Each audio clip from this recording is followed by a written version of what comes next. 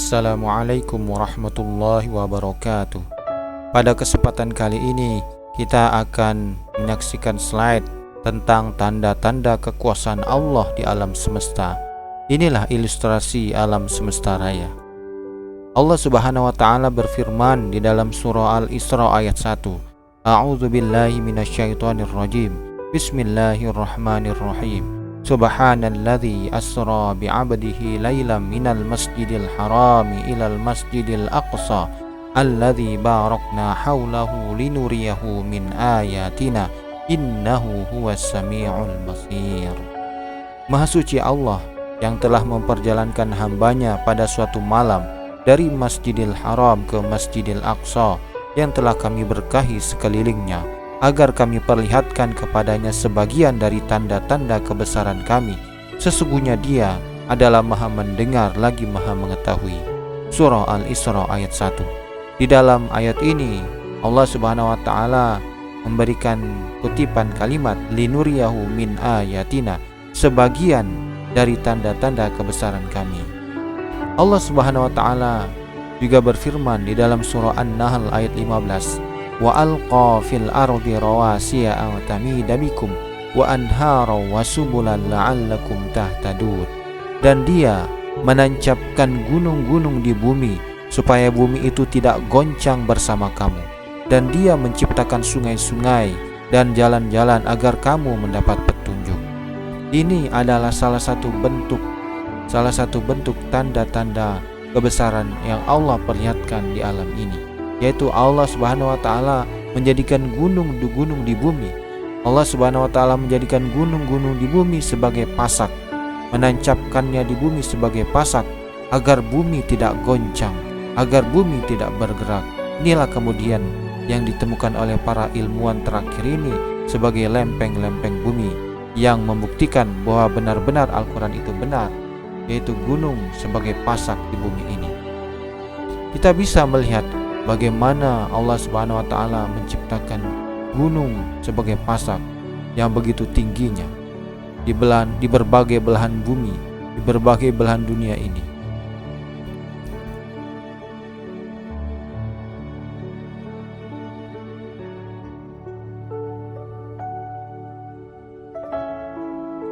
Kita bisa menyaksikan bagaimana Gunung Himalaya di negara Nepal, perbatasan antara negara Nepal dengan India, adalah gunung tertinggi di dunia yang ketinggiannya adalah sekitar 8.888 meter atau sekitar 8,88 km. Kita bisa membayangkan betapa tingginya gunung ini. Jika kita membandingkan ukuran gunung yang paling tinggi tadi, yaitu pegunungan Himalaya yang tingginya sekitar 8,8 km, dengan atmosfer bumi. Nah, ini adalah bentuk dari atmosfer bumi. Yang paling bawah ini adalah permukaan bumi. Atmosfer yang paling pertama adalah disebut dengan troposfer.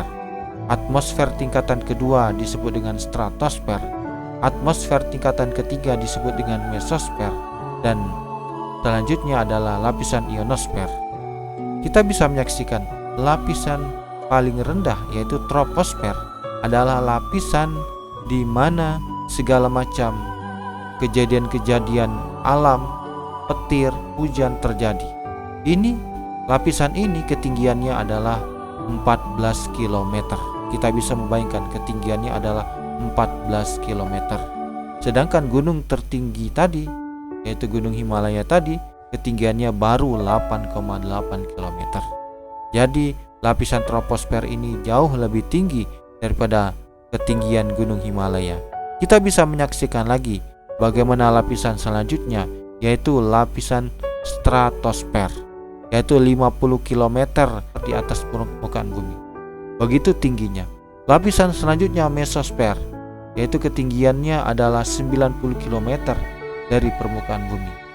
Dan selanjutnya adalah lapisan ionosfer, 350 km dari permukaan bumi. Jadi ternyata gunung tertinggi di dunia tadi, yaitu Gunung Himalaya tadi yang ketinggiannya baru 8,8 km, ternyata masih lebih kecil dibandingkan dengan lapisan atmosfer bumi. Inilah bumi kita. Allah Subhanahu wa taala berfirman di dalam surah ke-23, ayat 79, dan dialah yang menciptakan dan mengembangbiakan kamu di bumi ini. Kita bisa membayangkan lapisan atmosfer yang ketinggiannya tadi ratusan kilometer, itu hanyalah sebuah lapisan tipis, sangat tipis dibandingkan dengan bumi yang begitu luas dan begitu besar.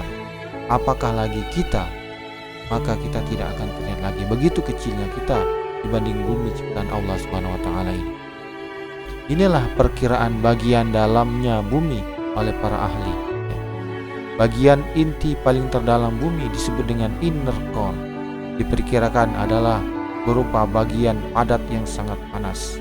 Kemudian dikelilingi dengan outer core, adalah bagian yang tidak lebih padat daripada inti. Kemudian bagian mantel adalah bagian yang diperkirakan berbentuk cairan tapi sangat panas. Kemudian bagian terluar adalah crust, yaitu bagian kerak bumi.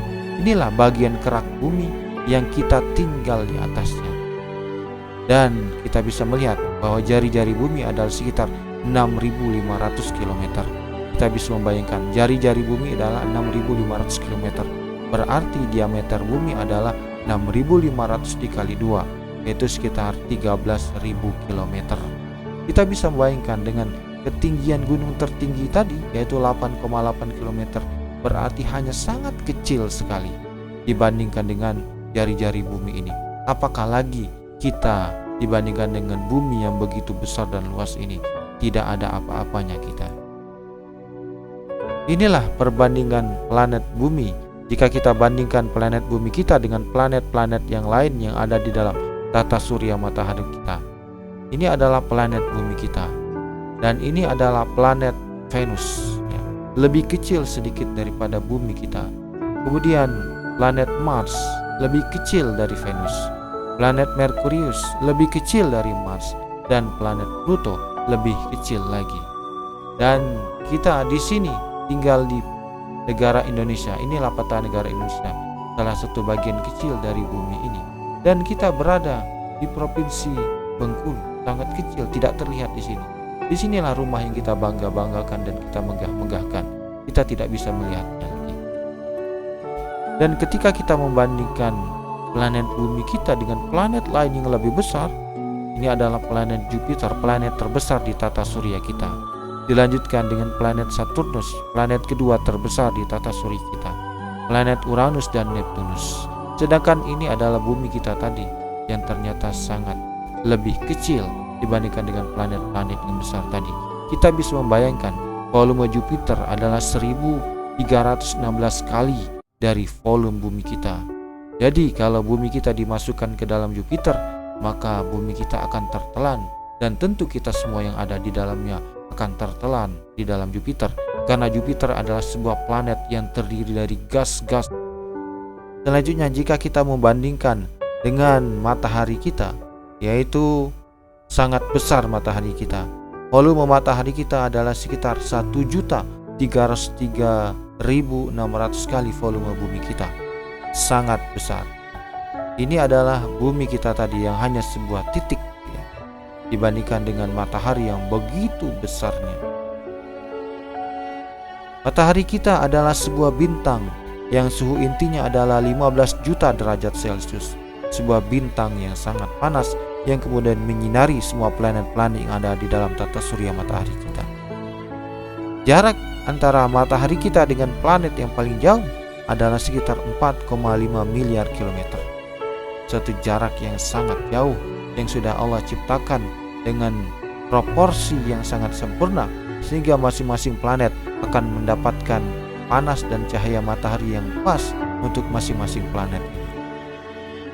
Dan ternyata di luar angkasa sana masih amat sangat banyak bintang yang lebih besar dari matahari kita. Inilah bintang yang lebih besar daripada matahari kita, yaitu ada bintang Sirius, kemudian bintang Pollux, dan kemudian ada bintang Arcturus. Masya Allah.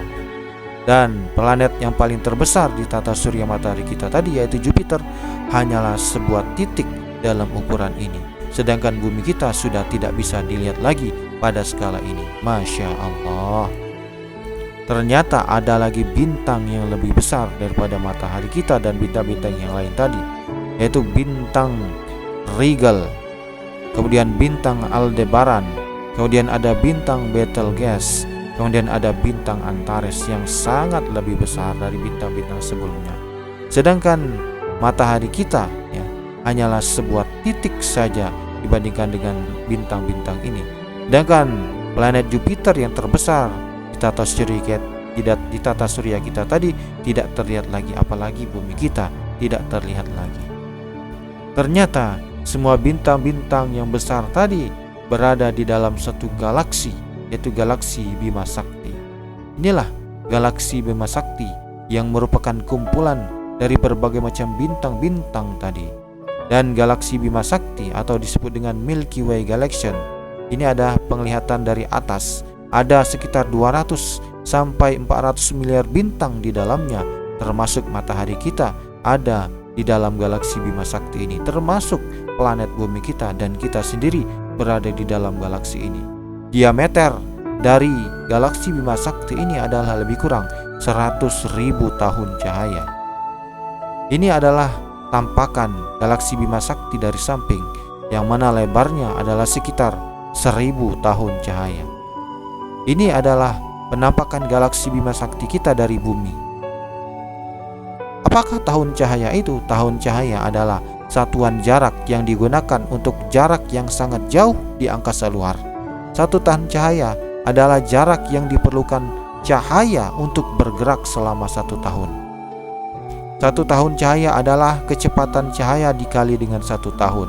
Jika kecepatan cahaya adalah 300 juta meter per sekon, dikali dengan 1 tahun adalah 12 bulan. 1 bulan adalah 30 hari, 1 hari adalah 24 jam, dan 1 jam adalah 3600 detik, sehingga diperoleh jarak 1 tahun cahaya adalah 9,3 ribu triliun meter. Subhanallah, Masya Allah, Allahu Akbar. Satu jarak yang sangat jauh sekali. Ini adalah galaksi Andromeda, galaksi terdekat dari galaksi Bima Sakti kita. Jaraknya 2,5 juta tahun cahaya dari bumi. Terdapat sekitar 1 triliun bintang di dalamnya. Bayangkan 2,5 juta tahun cahaya dari bumi. Sedangkan jarak 1 tahun cahaya tadi adalah 9,3 ribu triliun meter. Apalagi jarak 2,5 juta tahun cahaya.